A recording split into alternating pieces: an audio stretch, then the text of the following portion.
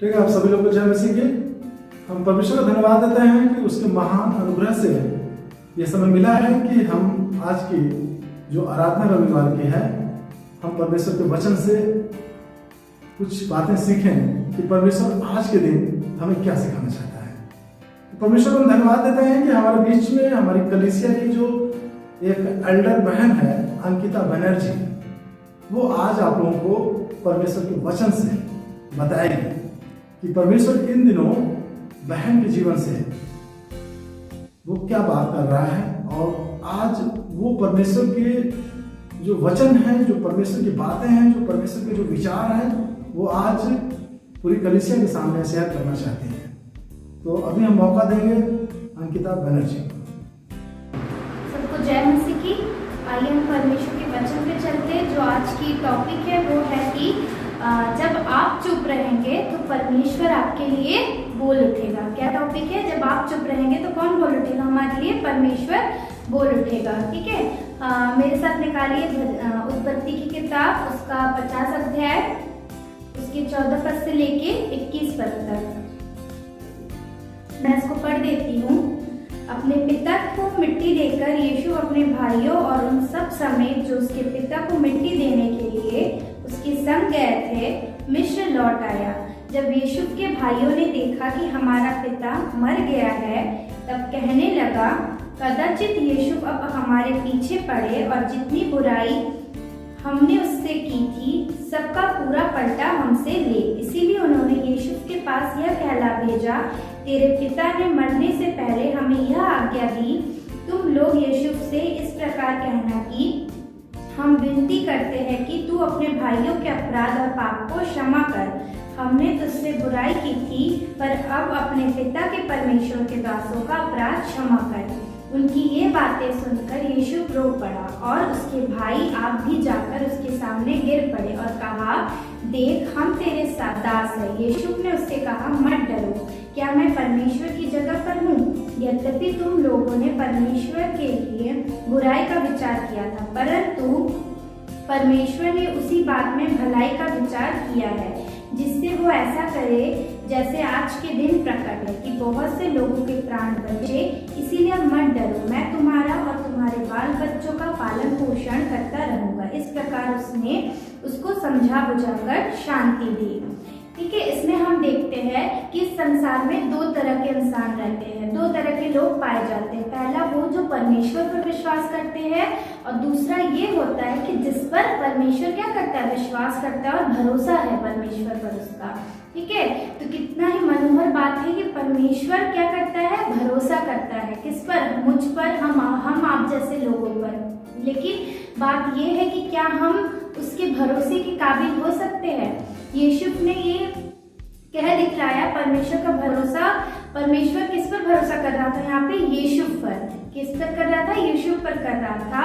यीशु ने क्या किया था? उसके भाई ने उसके साथ क्या किया था? उसके सगे भाई ने उसके साथ बुराई की थी। आज हमारे जीवन में भी ऐसा ही होता है। हमारे जीवन में भी हमारे जितने सगे लोग होते हैं वही ज्यादातर हमारे साथ क्या करते हैं? बुराई करते हैं। जितने सगे होते हैं वही हम ज्यादातर हमको धोखा देते हैं।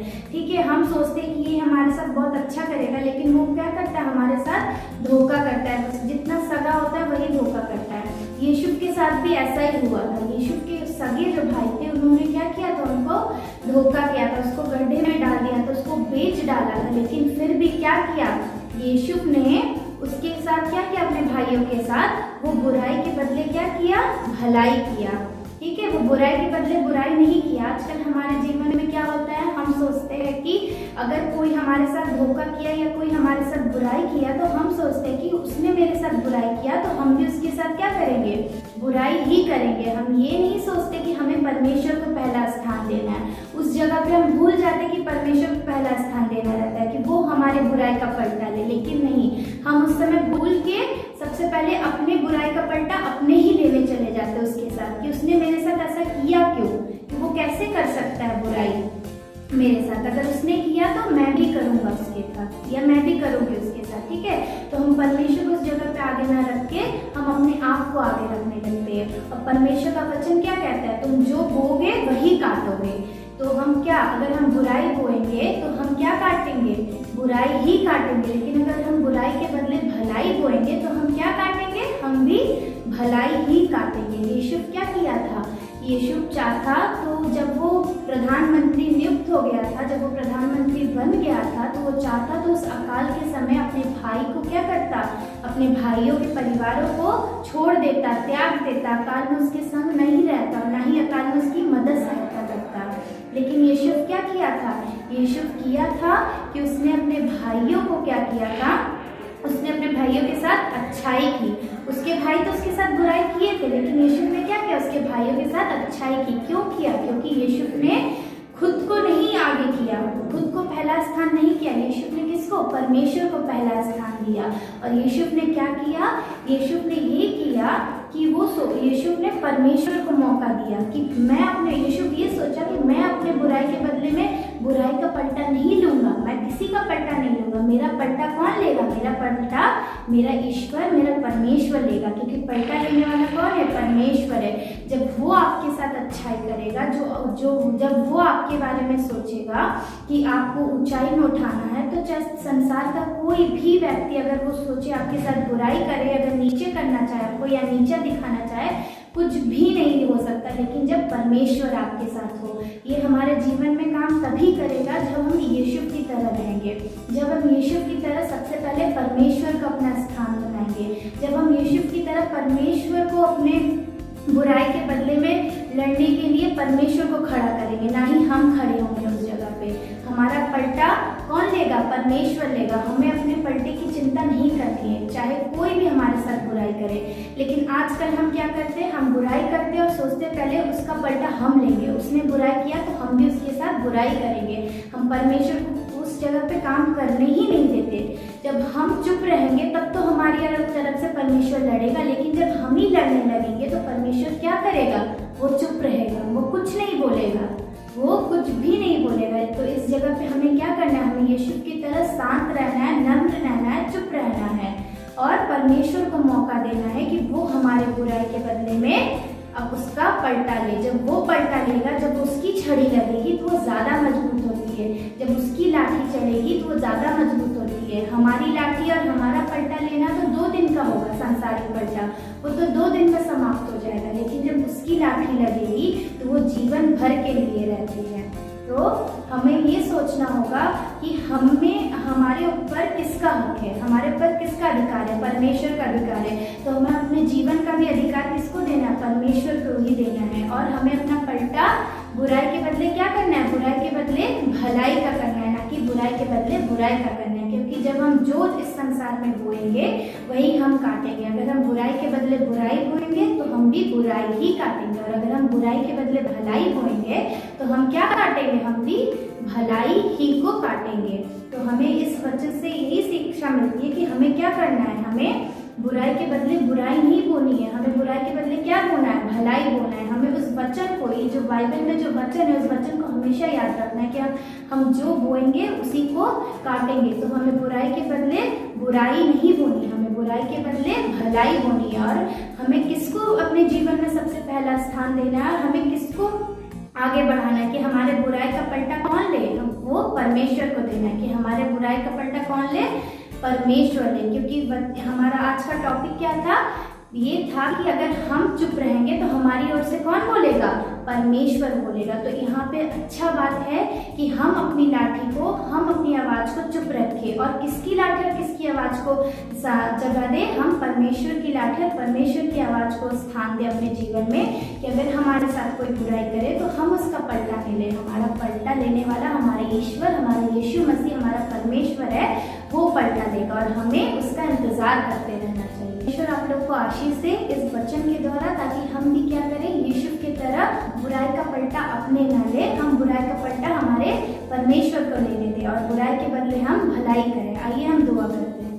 धन्यवाद करते हैं प्रभु यीशु मसीह। हे परमेश्वर, आपका धन्यवाद इस सुंदर से वचन के लिए। प्रभु यीशु मसीह की वचन प्रभु आपने हमको दिया कि हम प्रभु लोगों को बता पाए आपके वचन के बारे में कि आपका वचन कितना ही मनोहर है।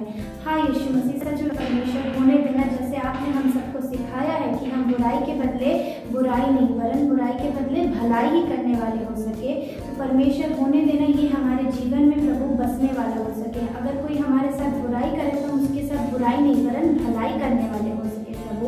और परमेश्वर हम आपको मौका दे कि परमेश्वर आप हमारे जीवन से आप हम में होकर बातचीत करिए प्रभु यीशु मसीह। हाँ मेरे खुदाबा, हम चुप रहे प्रभु और आपको मौका दे कि आप हमारी ओर से बोलिए प्रभु।